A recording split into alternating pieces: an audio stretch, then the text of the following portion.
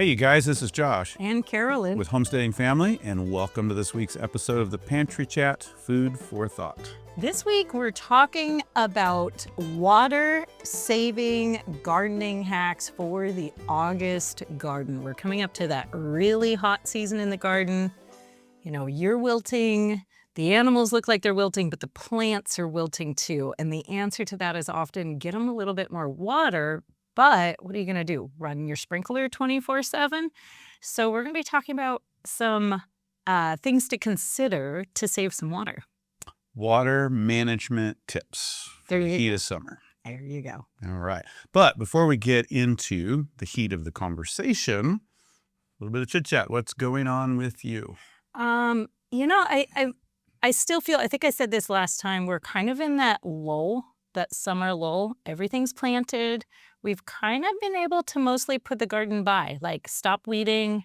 That's a term I learned from Sean and Beth Doherty, a historical term of putting the garden by, where you kind of get it to where the plants are big enough so you're not having to do intensive weeding all the time. So we're still walking around and doing some, at least down in the cottage garden and terrace gardens. And I would imagine just management, right? Plants they're in the state of mature. You're not really harvesting a lot yet, but they're set. Yeah, it's kind of in that spot. We're starting to get some trickle-in harvest, but nothing huge. Yeah. So, eating peas all the time, as much lettuce as we want, which is always great. We've been having salads for months now, which is always lovely.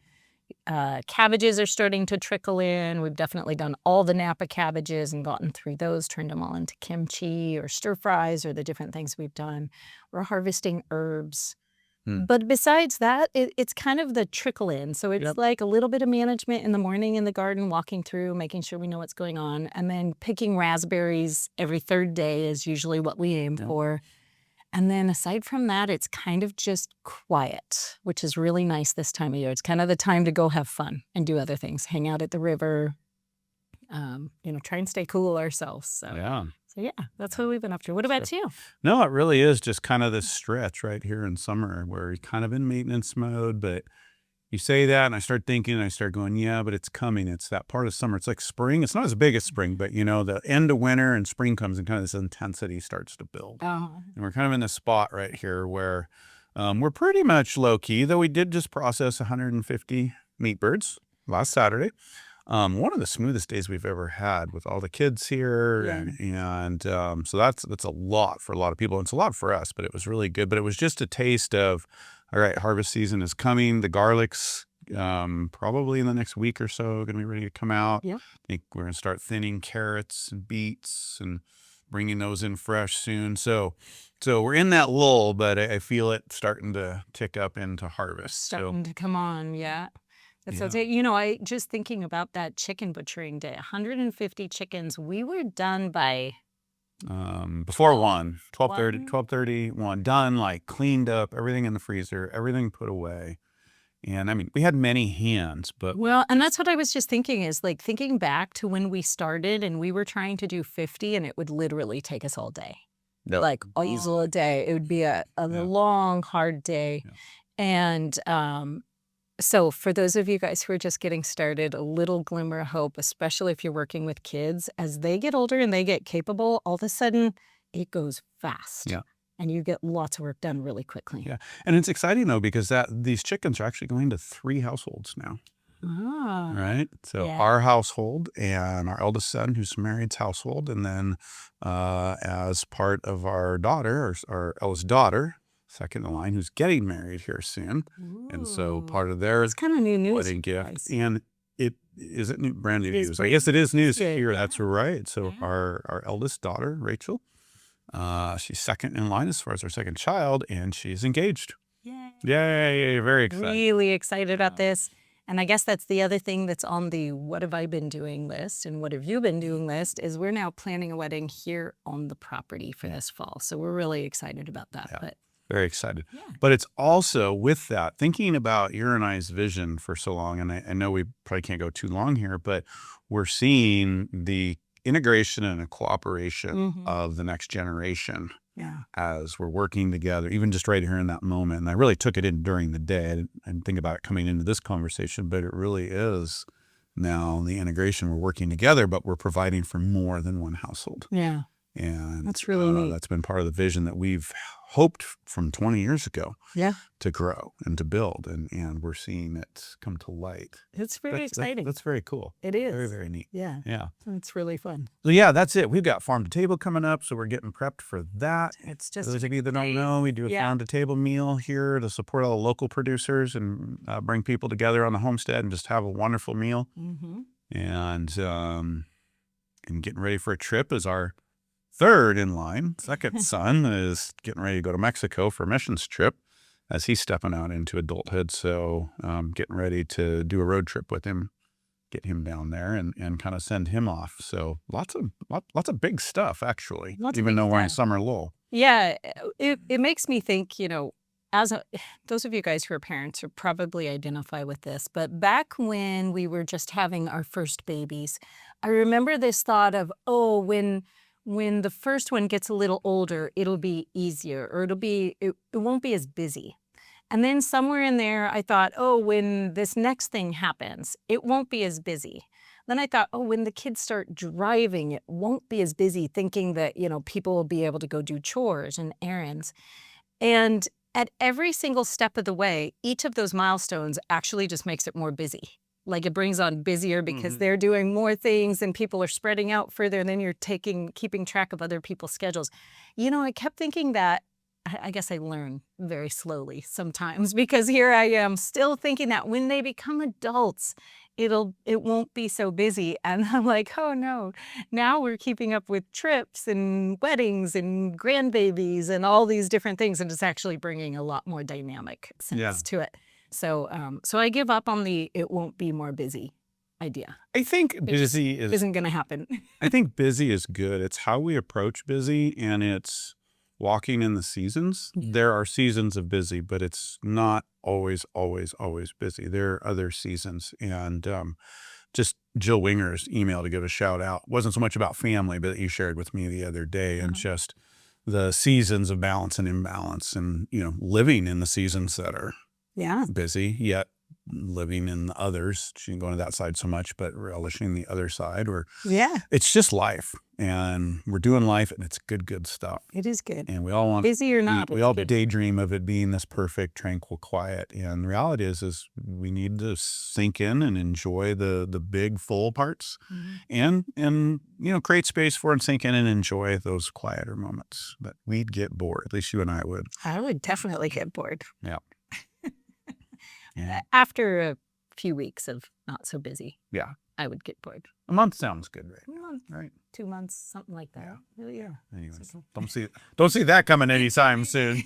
All right, we better move on. We got pod to cover. That's good. And we need to say thank you to our sponsors today for helping bring this to you guys, and that is ForJars. Talking about ForJars. So here on the homestead, we're always thinking ahead. Hopefully, we're trying to, whether it's putting up the harvest or making sure our pantry is well stocked for whatever might come. And that's why I love using ForJars. Their line of vacuum sealers is perfect for preserving freeze-dried foods and sealing up all kinds of projects in bags or jars. Jars are my absolute favorite. I'm not crazy about vacuum sealed bags. Occasionally they do have their places though. You need to travel. You don't want to take your jars with you. Yeah. So they're really good places. They're simple. They've got great, reliable tools. I really like them. They've been a great company for us. So yeah, and you can get 10% off right now your first order with the code Homesteading Family 10 at ForJars. I assume that's .com, but we'll make sure there's a link for you down below. And I really appreciate the work that ForJars is putting in to help us all have good equipment that we can rely on, and for the home scale use. For the home scale use. Absolutely. Cool. All right. Some questions. Let's see. A question for you. What is your preferred breed of chicken? Oh, that was the post that we were putting it on. Yep. So what exactly is the savings when raising chickens for eggs? That is a wide open question. I'm going to start with it depends. And I'm going to try to be quick about this because it's a conversation in and of itself. Exactly isn't isn't the word here. There is no exactly. It really depends on what you're doing, if you even get any savings. If you're trying to get savings from the cheapest eggs you can buy at the store at home, you're going to have a tough time doing that. The industrial factory wins. Okay. And they've got efficiencies that we just can't do. Now, if you're trying to have good quality eggs that are healthy, that are raised well, that are good for you, then you can definitely do that at home. And it's going to depend on how you raise them. Again, are you going to raise them with the most expensive feed for the highest production you can get? You can do that, and you can do it well, organically, really, really well. Is that going to save you much money? You got to just do the cost analysis. Depends on how much the feed costs. Now, you want to raise chickens and feed them the scraps from the table, the scraps from the garden, supplement a little bit with some good organic grains that maybe you fermented, maybe not have quite as high a production, and you're going to save money. How much? You're going to have to do the cost comparison, but yes, you can definitely save money. And then if you really understand that that chicken does more for you than just gives you eggs, and that chicken can, say, fertilize your garden with her manure if you move her around well. So now she's providing fertilizer for you. How much is that going to save you? So exactly how much, I don't know. I can't tell you how much you can save.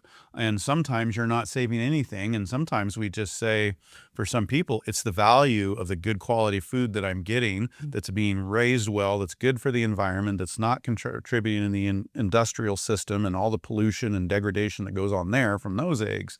And we're happy with that, even if it's a break even or a little more expensive. But with smart thinking, you can do both. You can do all that and get a high quality egg for low cost, but you've got to put these pieces together in your situation to make it work, to find out exactly how much you save. There you go. Good answer. Cool. I think we're running a little tight, so let's just go ahead and jump into the Okay. same topic here. Sounds good. You know, it's hot outside, and you're not the only one who's feeling it. Your plants are feeling it too. And when you walk outside, you have those moments where your zucchini looks more like a wet blanket, kind of totally wilted. And you want to cool your plants down here in the heat of summer. The best way to do that is usually to get some water. Make sure that it has enough water to be able to transpire and do all the things it has to do. Just go get a box fan or a little fan and a mister. And What about an air conditioning? Maybe you could get a movable air conditioning unit for your zucchini. But they should do it for their chickens. so covering up Well, this my is bit done. that I'm reading. Oh. I wondered. I'm like, we're done with this one. Here, let's get that out of the way. So your plants are heat stressed and they're desperate for water. So what are you going to do short of keeping your sprinkler on all the time? That's not practical. That's not reliable. We can't do that. We're going to run through too much water for one, but it's just not something we could do. So how do we take care of our plants in that scenario? All right. Well, Heat of August. we've got 7 tips here today for you. I think we're trying to be all organized. That's the paper thing, you know. It's good. It's good. So 7 tips. 7 tips. All right. So the first one, and this is one that we have used often. Now, I've got to say, we've lived in many different areas of the country. We've gardened in different areas of the country. One of them was in the high desert of Southern California, where it was hot and it was dry. And when I say dry, I mean like sometimes we were down in the single digits of humidity. It was so dry that everything would dry out like almost instantly. And so gardening in an environment like that adds additional challenges because the heat and the dry. Now, you know, these same tips will work in other places too, but I think we could barely have gardened without this first one when we were in California. We tried to garden. Yeah. But mulching in order to retain moisture is just absolutely essential, especially if you live in those dry climates. Yeah. That mulch covers the ground and it just holds moisture in and tempers the soil temperature and really just stops evaporation more than anything. To mulch well, you need at least 3 to 4 inches, somewhere between 3 to 6, depending on what you can afford. And, you know, you can use a lot of different things for mulch. If you can't do 3 to 6 inches, do what you can. But, you know, so you could use cardboard as a base level. Certainly you can use straw if you can find it unsprayed. Be careful about hay because you could get grass seeds in there. Wood chips, wood shavings, wood sawdust, not so much. Really makes a hard pan and can almost get a film on it and resist water when you do go to some of our next steps. But make sure you mulch.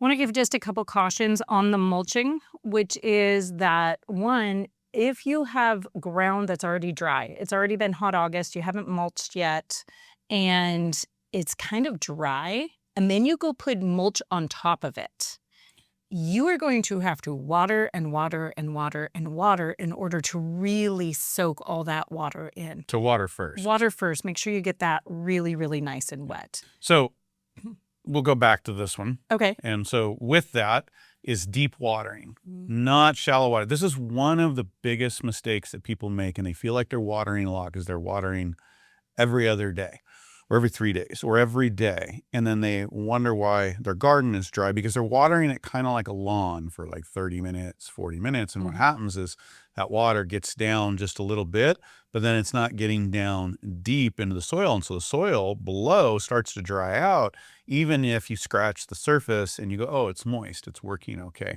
So you want a deep water, which is to water less often, but to water longer and give that water time to soak well down into the soil so that your soil stays moist. You'd rather have it dry out on the top a little bit and stay moist down below than the reverse, which is what happens to people. So always do a little finger test or a spade test every once in a while in the heat of the summer and make sure that your watering is actually getting all the way through and you're not getting a dry layer in between the top and down deeper. The other thing that deep watering does is it encourages the plants to grow nice deep roots and grow their roots way down in. So it gives them a lot more access to more water rather than just having these shallow roots. And then that top part of your ground dries out much more quickly. So you want those deep rooted plants that really can reach out for the water that they need in the soil. Absolutely. So you should be looking at watering, like give some guidelines there. We water once a week, you know, and it gets fairly hot here, but it's certainly not, you know, not dry. So you may get to twice a week, but I wouldn't do much more than that. I'd water again less and much deeper. Okay. Yeah. All right. Good long water. So we want to talk about drip irrigation as a way to use less water and to get that water right where you want it to go. So that can both save you money on water, and you can locate it close to where you want, which should be out from the plants a little bit, not just like right centered, you know, on the plant itself. So those roots, you encourage those roots to come out and get the water. The thing with drip irrigation is, especially over mulches, it can be hard to tell how much water you're giving. When you overhead water, you can set out a bucket and set something out, catch the water and go, okay, I'm getting about an inch, which is, you know, average garden needs about an inch per week. More if you're in a, you know, high dry, high evaporation environment. That's hard to tell with drip. So you got to be diligent about, you know, especially when you're setting the system up, checking your soil and making sure that you're getting enough water. Digging down deep enough to make sure that that drip irrigation is really getting in there, because it's putting the water on at a slower rate as well. You know, so if you're overhead watering, you might get it done in, you know, if you're less often deeper, you know, you're going to water 4 hours, 8 hours, depends on your system.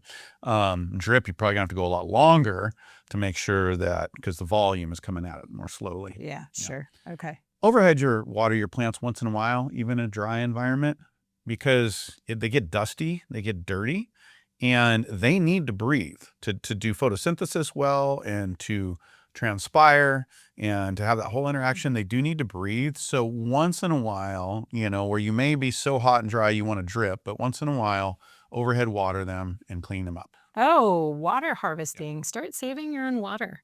You can actually save a lot of water, whether you're talking water barrels in your garden, whether you're talking ponds is even a bigger thing, right? Like that's a great way to be saving larger amounts of water. Catching the water on your land. You can also do swales or berms that when you get, especially if you're in a dry environment, you tend to get a lot of water infrequently all at once. Set your land up to catch that water and soak it in. That can help a lot. Now, we're talking a lot about watering, but another thing that you need to think about is some historical methods of gardening. And we remember driving around in Mexico in a very dry, arid, you know, area. And seeing people dry farm grapes and watermelons. Yeah, these watermelons this was in August, so right what we're talking about right here in a very hot, dry area. They were like in rows 20 foot apart, and the plants were around 15 feet spaced per plant. Middle of August, they were green, lush, and doing well. And they weren't even mulched. And they didn't have the material for mulching in that area, but they were thriving. They were just spaced. You need wide spacing. And so if you're in a dry area and you've got more land, you can spread your plants out a bit, and that will allow those roots to grow and go find water if you're doing, some of these other things. So a lot of times these days we're focused on tight spacing and maximizing land, which is a great strategy as well. But you're drier, you got more space, start to spread your plants out, and it gives them more room, less competition, as it were. Yeah, which makes a lot of sense because all those plants are bringing up water, right? They're from the ground and then transpiring it out. If you have fewer plants and bigger spacing in between, you just have a lot more room for each plant to go get more water from the soil. Yeah. So yeah. And then they end up covering the ground as the heat comes. So that's how those watermelons shading them. Well, they were huge, big watermelon plants. Yeah. And they created their own shade. Transitioning a little bit away from some of the watering methods, it's really important to be choosing the right plants for your environment and even the right type of crops. Some crops are notoriously water heavy. Think about things like lettuce. They need a lot of water, right? Some do much better in dry environments. Thinking things like beans, okra can do pretty well. Rosemary, different plants like that don't mind a little bit of a drier environment. Kind of start thinking Mediterranean type plants. And those are the ones that you're really going to go, oh yeah, those do pretty well in dry, arid environments. And you'll hear us say this a lot. Focus, not that you can't grow things that are off the beaten path, but focus on what is going to do well in your natural environment. Right now, you're in the desert, you're really fighting the natural environment. But again, lean into the types of plants that are more suited to your environment. That's just going to help you out, because it's going to help with everything. If you're in a low water environment and you're growing things that aren't as water needy, then they're going to do better, right? Makes sense. Following up with that is paying attention to the variety of the seeds that you're buying, because definitely, like tomatoes, like we're in North Idaho, so we're fighting the climate with tomatoes, right? But we're gonna buy tomato seeds where people have bred them to do well in cooler climates. You can do the same for thinking if you're in an arid climate or wherever you're at, find seeds of varieties that are going to do better in your situation. Or hot. Right. Just the heat can handle heat, different things like that. That gives you an edge. It doesn't solve everything, but it gives you an edge. Yeah, very good. I think it's also important to know what companies you're buying your seeds from and where they are growing their seeds, because a lot of our seed companies are actually producing seeds in the southeastern part of the United States. If that is not your area of the country, you're going to have a hard time even with the right varieties, but they've been grown and selected in a different environment for a lot of years. Yeah.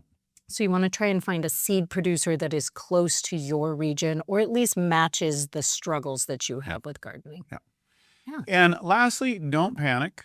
You want to keep your plants alive, but like us, they get to feeling a little wilty. They get to looking a little wilty, especially like those squashes. They'll be okay. You'll watch that as the sun sets, they come back out. And so I think for a lot of people, they think I'm doing something wrong because the plant looks a little stressed in the bad heat. Now we all get a little stressed in the bad heat. You still want to apply all these things, but you also don't have to freak out and stress out. Yeah. Just help them along the way a little bit. All right, you guys. It's been great hanging out with you, and happy gardening. We'll see you soon. Goodbye.